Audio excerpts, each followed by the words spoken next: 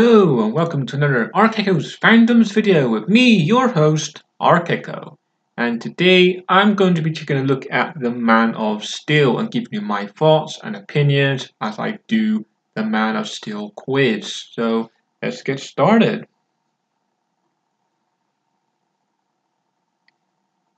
Now I first saw this movie when it came out in the cinema. It was like 2013, wasn't it? But I remember distinctly going into the cinema and with no expectations whatsoever. I didn't know anything about the movie. All I knew was the cast, basically, which was I was a bit wary of, with Russell Crowe and things like that, And I've never heard of the Superman actor Henry Cavill before either, um, but mainly I went in there with no expectations at all.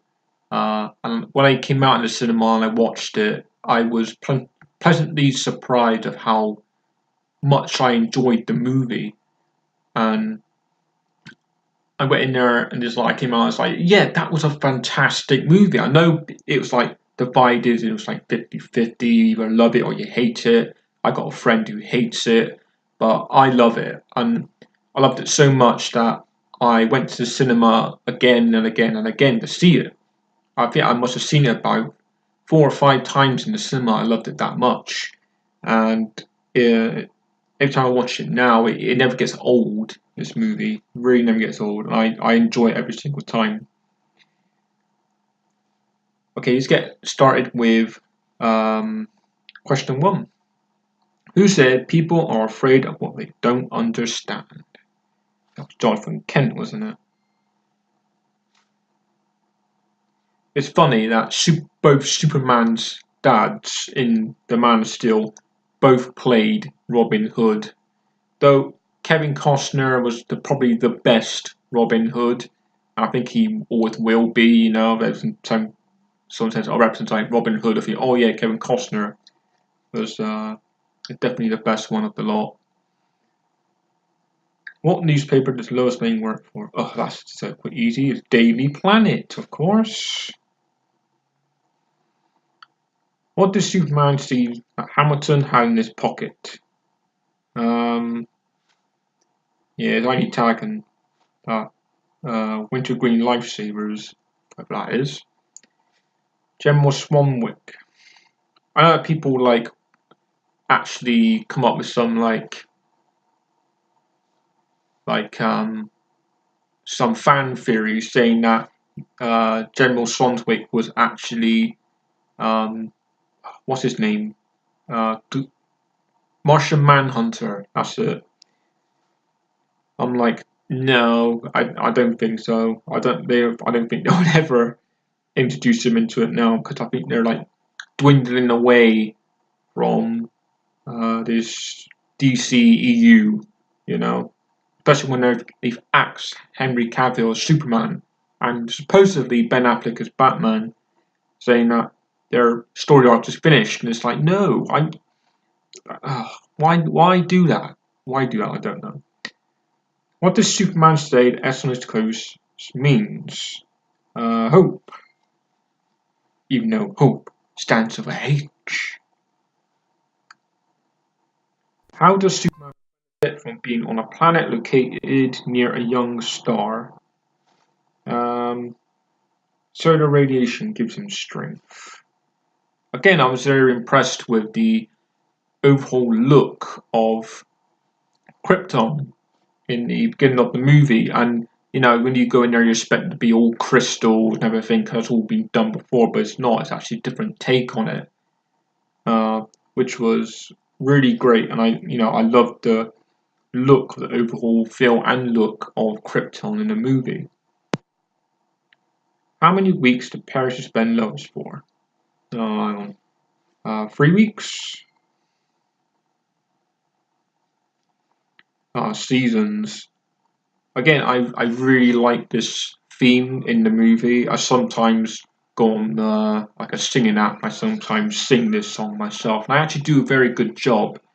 But I only sing it to a certain point, because it sort of goes on and on and on and on and on.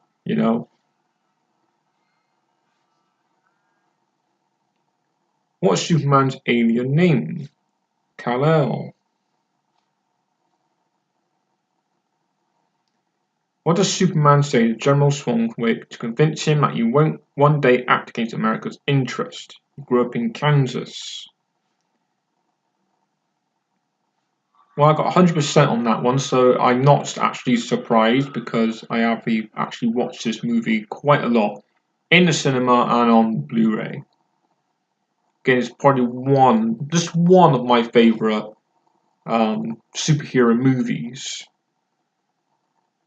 The other favorite of mine is Captain America: The Winter Soldier. I went in the cinema. I've seen that a couple of times because I thought it was an amazing movie, and I loved it because it was more realistically based. There weren't no aliens or superpower gods as the bad guys. It was just Hydra, like what Hydra would be in the modern day, and I just loved it. I loved that movie. What is Zod's terraforming machine of destruction called? The World Engine. This is what I don't get though.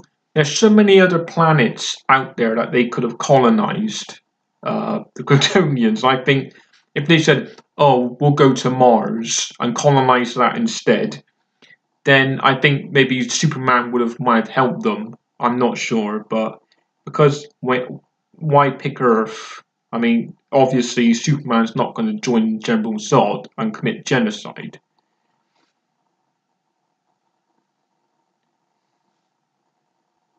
Again, I liked her performance in it as well, Bahora. It's because again it was different from Superman 2. Not totally, but it was still a really great performance. I did actually meet the original actress who played this part in Superman 2 at Comic Con once, and she was really great. She was really nice, and uh, I do have a couple of photographs of her, but I just didn't get her autograph though. I just remember not getting her autograph because I probably couldn't afford it because there was so many stars going at that one Comic Con, so many that I want to get um, to meet and get photographs and um, their signatures, autographs, and I just couldn't. I didn't have enough money to like go around that much, but I did get a picture of her, and I did get to meet her, which was great. Who reveals to Zod where a Superman spaceship is hidden? Um, um, hmm. Oh, it's Martha Kent, wasn't it? Again, I do like that fact that they did go for a younger Martha Kent, not an old lady with the grey hair, kind of like what they did with Spider-Man with Aunt May. They made her younger and then younger, and she gets younger in every film, you know. But Diane Lane was great in this part. She was so likable. And first when I seen this movie, I didn't really recognize her from what she did in Judge Dredd, and then it came to me after, I'm thinking, that's her in Judge Dredd, the one Sylvester Stallone. Another great movie. It's not a fantastic movie, but it's a good movie and a movie I do enjoy a lot when I do watch it. Just as much as the Dread that came out in 2012. I do enjoy that one as well, but Judge Dredd was probably a bit more like the comics. Not character-wise, but yeah, I do enjoy that one too. I know, again, a lot of people moan about it, but again, it's a love and hate thing. What led to the destruction of Krypton? Its core was unstable. Who said sometimes you have to take a leap of faith first, the trust part comes later? Why did he go to a priest anyway? Why didn't he just get advice from his father? On the hologram stuff, that would have made a lot more sense because he actually knew Zod and knew his weaknesses. I think they would have, that would have been better than going to a random priest.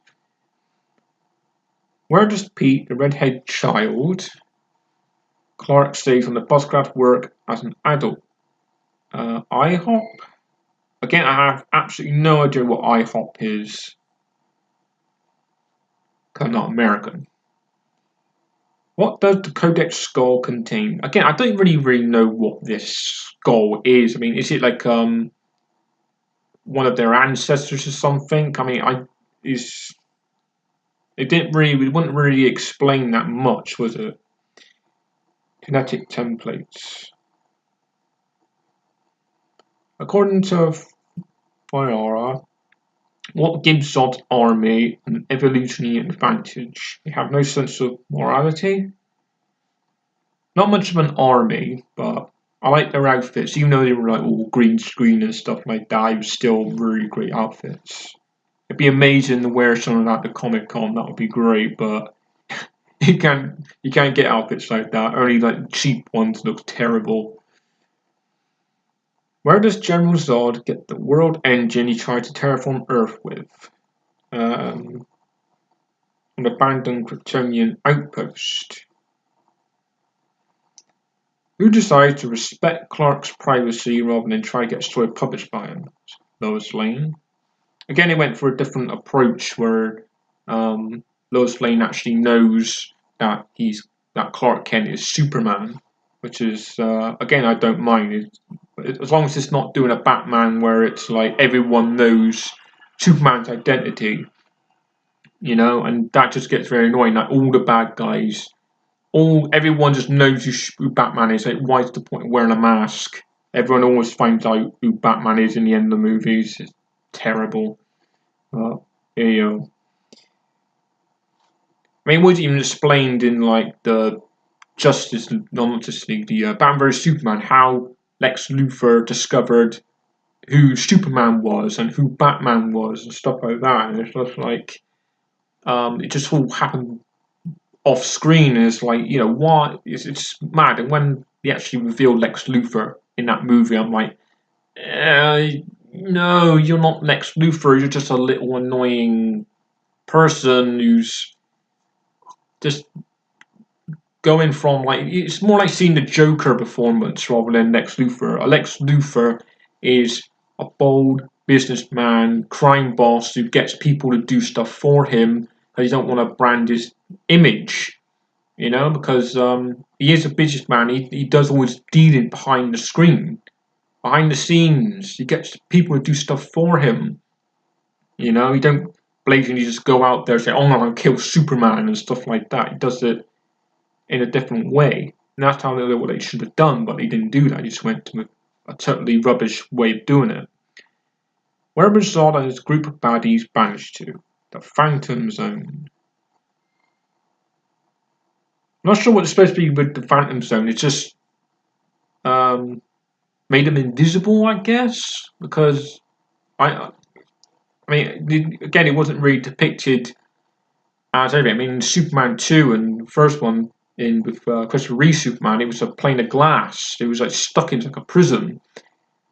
In the Man of Steel, they were just given everything they needed, like weapons and ships and things like that. And it's just like, I don't know. Which of these 4 recipes were inspired by the movie? I'm gonna say top one. I don't get what it's supposed to represent in a movie, but where does Kal-El get his suit from? A Kryptonian scout ship. Again, it's like how why that ship was sent a really long time before